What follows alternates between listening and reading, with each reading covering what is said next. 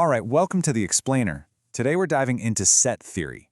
And look, if you're in computer science, this isn't just some abstract idea. It's the bedrock.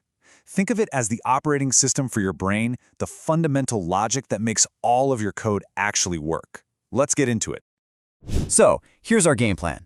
We'll start with the absolute basics. What even is a set? Then we'll learn the language, how to describe them and count them. After that, we'll see how sets relate to each other and what happens when we combine them. And finally, the big payoff. We'll connect it all back to how your computer is using this stuff right now. You know, before we even touch a single formula, I've got to let you in on a little secret. You are already an expert in set theory. Seriously, you just don't happen to call it that. Think about it. Your grocery list? That's a set. All the apps cluttered on your phone? Yep, another set. The classes you're taking this semester? You guessed it. They're all just collections of related items. And that super simple idea, well, that's really the heart of what a set is. So how do we take these everyday collections and make them official sets that a computer or a mathematician can work with? Well, they have to follow three simple but absolutely non-negotiable rules. Think of it like being the bouncer at a very exclusive, very logical club. These are the entry requirements. These three rules are what makes sets so incredibly powerful.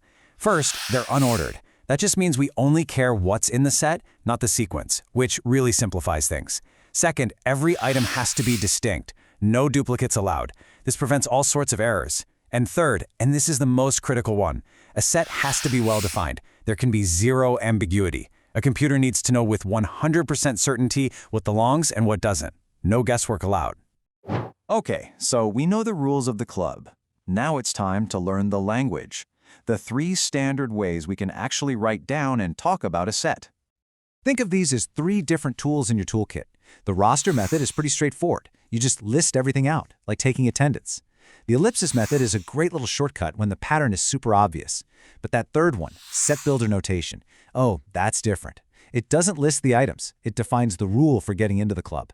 And that's where the real power for programming is. For anyone in computer science, this next method is completely non-negotiable. You have to know it. This is how we move from just making simple lists to defining complex ideas with pure logic. Okay, don't let the symbols freak you out here. This is actually way simpler than it looks. It's basically like writing a tiny line of code. You're just saying, I'm creating a set S. To build it, look at every possible element X such that X meets this one very specific condition. It's a rule, not a list. It's incredibly efficient and leaves absolutely no room for mistakes. Okay, so we can describe sets. Next up, we need to figure out how to measure and categorize them. You know, how big are they and what different kinds of sets are there? First concept is cardinality. Sounds kind of fancy, right? Well, it's not. It's just the official term for the size of a set. How many unique things are in it? And those vertical bars you see around the A, that's just the symbol for it.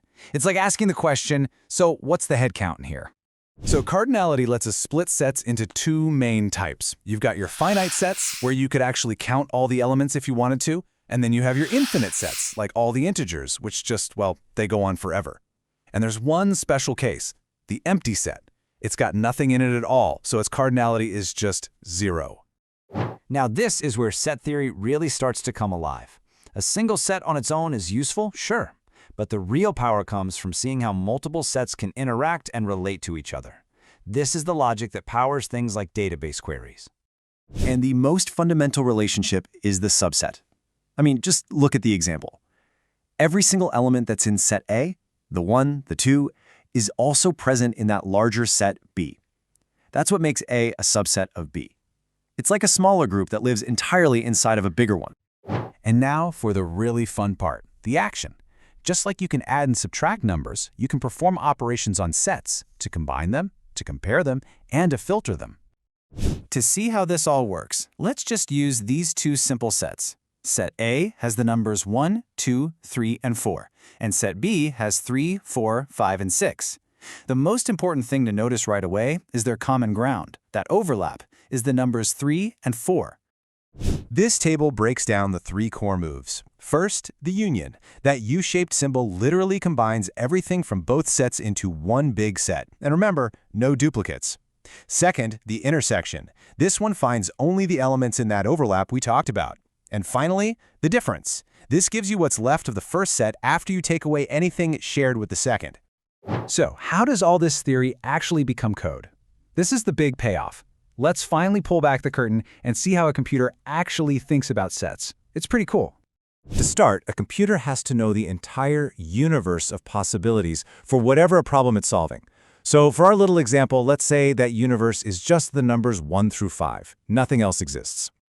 Okay, now inside that universe, we want to represent our specific set A, which has just the numbers 1, 3, and 5. So how does a computer store that? It's not with curly braces and commas, I'll tell you that much. This is what the computer actually sees. It's not numbers, it's a simple string of bits. It represents our set 1, 3, 5 as 1, 0, 1, 0, 1. A 1 just means, yes, this item is in the set, and a 0 means, no, it's not. And here's the direct translation. Each position in that string corresponds to an element from our universe. The first bit is for the number 1, the second for 2, and so on. Is 1 in our set? Yes, so that's a 1. Is 2 in our set? No, so that's a 0. It is a crazy simple and super efficient way for a computer to track exactly what's in a set. And that's really the key takeaway here. This simple, logical structure is running silently in the background of your digital life. When a database looks for users who are in California and over 30, that's an intersection. When your social media feed shows you posts from your friends or pages you follow, that's a union. It is the logical engine behind so much of what we do. So now that you can see the code, where else are you going to see sets hiding?